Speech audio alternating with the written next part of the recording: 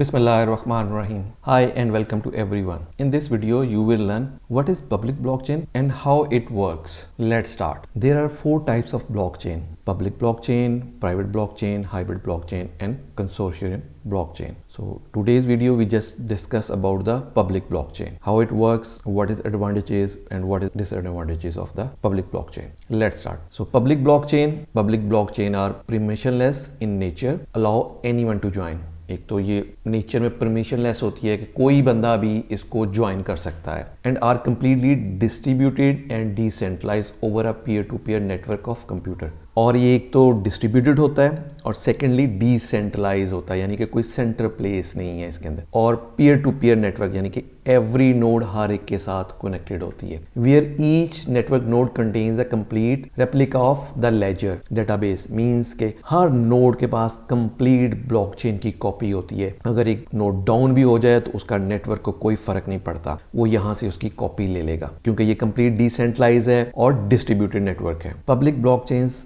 allow all node of the blockchain to have equal right to access the blockchain, create new block of data and validate block of data. Every node जो होती है blockchain के अंदर, public blockchain के अंदर, उसके पास equal right होता है। वो एक नया ब्लॉक भी क्रिएट कर सकती है और ब्लॉक के अंदर जो डाटा है उसको वैलिडेट भी कर सकते हैं। A public blockchain is an append only ledger where records can be added but can not be change और डिलीटेड। जो पब्लिक ब्लॉकचेन होती है इसके अंदर सिर्फ आप डाटा को अपेंड कर सकते हैं, यानी कि उसके अंदर आप ऐड कर सकते हैं, लेकिन आप उसको डिलीट नहीं कर सकते, ना ही उसको चेंज कर सकते हैं जो ऑलरेडी उसके अंदर डाटा हो। तो जस्ट आप उसके अंदर डाटा ऐड करते रहते हैं पब्लिक ब्लॉकचेन के अंदर। So that's why it's called append only ledger. These type of blockchains are open and transparent since there is no one in charge. Decisions are made through a decentralized consensus mechanisms. तो public blockchain जो होती है एक तो open होती है और transparent होती है। मींस इसके अंदर जो भी डाटा है वो हर एक के लिए ओपन है, उसको कोई हर बंदा रीड कर सकता है जो भी उस ब्लॉकचेन का पार्ट है। और देयर इज नो इंचार्ज, यानी कि इसका कोई इंचार्ज नहीं होता। डिसेंट्रलाइज इसकी नेचर है और जो भी इसका डिसीजन होता है वो कंसेंसस मैकेनिज्म, यानी कि सब लोगों से कंसेंसस करके ही डिसाइड किया जाता है इसका जो भी इसके अंदर अपडेट होगा या जो भी डिसीजन होगा पब्लिक ब्लॉकचेन के अंदर। लाइक अगर आपने नया ब्लॉक ऐड करना है तो सब लोग उस पे एग्री होंगे तभी आप उसके अंदर ब्लॉक ऐड कर सकेंगे। और अगर हम पॉपुलर ब्लॉकचेन्स की बात करें तो पब्लिक ब्लॉकचेन में बिटकॉइन, एथेरियम, लाइटकॉइन और सो मेनी अदर ब्लॉकचेन्स है जो कि पब्लिक ब्लॉकचेन्स है। So anyone can join. अब हम इसके कुछ एडवांटेजेस और डिसएडवांटेजेस देख लेते हैं क्या है। तो पब्लिक ब्लॉकचेन के जो एडवांटेजेस हैं उसमें सबसे पहले तो ये है कि ट्रांसपेरेंसी है। Public blockchains are transparent and open for everyone to access. This makes that ledger accessible to all, eliminating chances of corruption and ensuring transparency. Transparency means कि पब्लिक ब्लॉकचेन के अंदर हर एक के पास कंप्लीट डेटाबेस या उस blockchain की copy होती है। तो इट्स मीन कि कोई भी आदमी उसको कंप्लीट डाटा को जो प्रीवियस भी है या जितने भी ब्लॉक्स हैं उस ब्लॉकचेन के अंदर उसको वो रीड कर सकता है। तो ये चीज़ क्या करती है, ये आपको ट्रांसपेरेंसी जो है इंश्योर करती है, यानी कि एनीवन कैन रीड कर सकता है जो भी आज तक ब्लॉक्स के अंदर डाटा है। So it's mean everything open to for everyone. Next है जी इसकी security. Public blockchains are designed to operate with the maximum security. The decentralized nature of the network make it difficult for hacker to compromise the system. कोई भी blockchain जब design होती है तो वो क्रिप्टोग्राफिक एल्गोरिथम के थ्रू डिजाइन की जाती है। मींस कि जब नया ब्लॉक क्रिएट होता है और वो जब कंप्लीट हो जाता है, वो जो क्रिप्टोग्राफिक का हैशिंग एल्गोरिथम है वो ये करता है कि इसके डाटे को कंप्लीटली सिक्योर करता है। और जो इसकी डिसेंट्रलाइज्ड नेचर है, मींस अगर कोई हैकर उसके अंदर किसी भी ब्लॉक के अंदर चेंजेस करेगा तो उसकी हैश की वैल्यू चेंज हो जाएगी। उसकी वजह से जो बाकी लोग हैं वो सारे के सारे उस ब्लॉक को रिजेक्ट कर देंगे। तो इसलिए it's a very difficult to hackers to compromise the blockchain or any system. Next है जी empowerment. Public blockchains empower all participants to validate transaction without any central authority overlooking their actions. जो public blockchain होती है उसके अंदर जितनी भी nodes होती हैं वो fully empower होती हैं, वो without any central authority। इसके अंदर central authority तो होती ही नहीं है, तो हर एक के पास equal right है। वो किसी भी block के data को validate भी कर सकते हैं और उसको reject भी कर सकते हैं।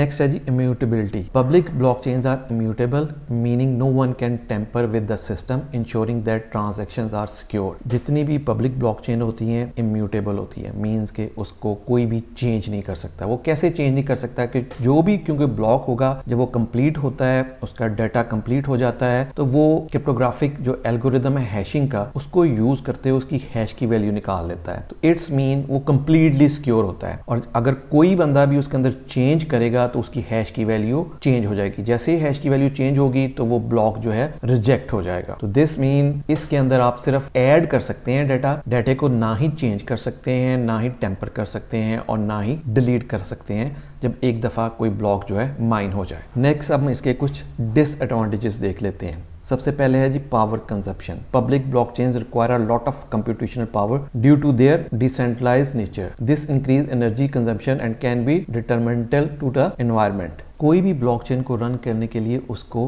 कंप्यूटेशनल पावर चाहिए होती है। तो जितने भी उस ब्लॉकचेन के साथ नोड कनेक्टेड होंगे वो सब की पावर को यूज करते हुए अपनी ट्रांजैक्शंस को प्रोसेस करता है। तो जितनी ज्यादा नोड्स होंगी इट्स मीन उसको उतनी ही एनर्जी चाहिए उन नोड्स को रन करने के लिए, मींस उसको इलेक्ट्रिसिटी पावर चाहिए। तो जितनी ज्यादा नोड्स हैं उतनी ज्यादा इलेक्ट्रिसिटी यूज होगी, और जितनी ज्यादा आप इलेक्ट्रिसिटी यूज करेंगे तो वो एनवायरनमेंट के लिए ठीक नहीं है। अच्छा, ये चीज मैं यहाँ पे बता दूं, ये सिर्फ ओनली प्रूफ ऑफ वर्क के मैकेनिज्म के थ्रू होता है। जहां पे प्रूफ ऑफ वर्क का कंसेंसस मैकेनिज्म चल रहा है वहां पे हो रहा है। अदरवाइज अब लॉट ऑफ अदर मैकेनिज्म आ गए हैं, जैसे प्रूफ ऑफ स्टेक है, उसकी सूरत में आपको ज्यादा कंप्यूटेशन पावर नहीं चाहिए, ना ही उसके अंदर ज्यादा इलेक्ट्रिसिटी चलती है। लिमिटेड नोड भी आपकी ब्लॉकचेन को रन कर सकती हैं। ये डिसएडवांटेज उसी सूरत में है अगर आप प्रूफ ऑफ वर्क का कंसेंसस मैकेनिज्म यूज कर रहे हैं, लाइक अ बिटकॉइन।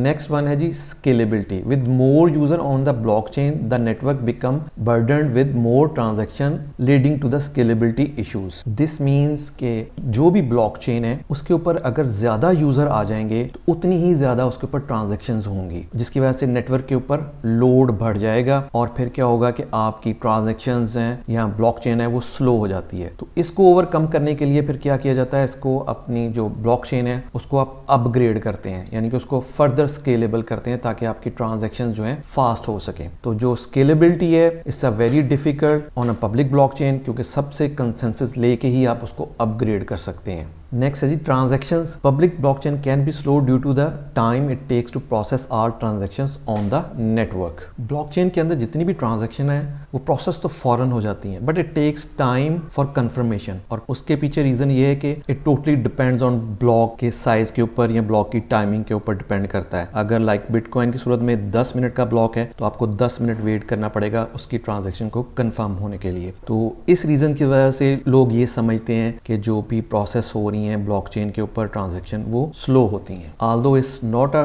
डिसएडवांटेज, बल्कि ये तो एडवांटेज है कि वो आपकी ट्रांजैक्शन को कंप्लीटली इंश्योर करता है कि प्रॉपर्ली वो प्रोसेस हुई है। दैट्स व्हाई वी कॉल्ड कि जी ट्रांजैक्शन जो है इसके अंदर स्लो होती हैं। फिर उसके बाद एक्सेप्टेंस है। Due to the openness and transparency of public blockchain it can be difficult for government to accept them as they are not controlled by authority. जो इसका सबसे बड़ा डिसएडवांटेज ही यही है कि ये इसकी कोई सेंट्रल अथॉरिटी नहीं होती है, तो गवर्नमेंट जो है इसको इतनी इजीली एक्सेप्ट नहीं कर रही, क्योंकि गवर्नमेंट्स ऑलवेज चाहती है कि जो भी उनके पास उसको वो फुली कंट्रोल करें। और जो पब्लिक ब्लॉकचेन होती है ये कभी भी सेंट्रलाइज कंट्रोल नहीं होती है, क्योंकि इसकी डिसेंट्रलाइज नेचर है। So everyone have equal rights.